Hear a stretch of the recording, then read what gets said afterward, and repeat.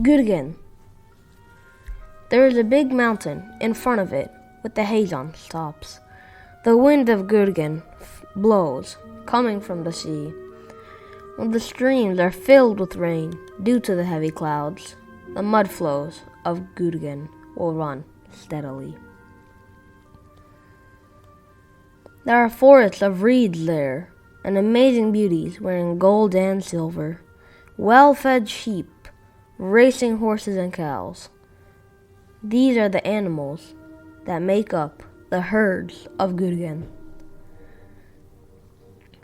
Thoroughbred camels walk in orderly rows, loaded with the heavy goods of their wealthy merchant owners.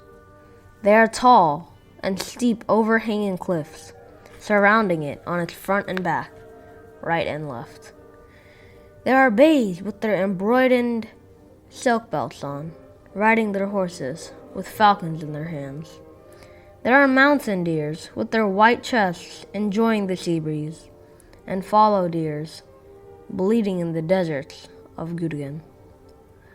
Magtymguly will cross many lands, suffering from pain of separation.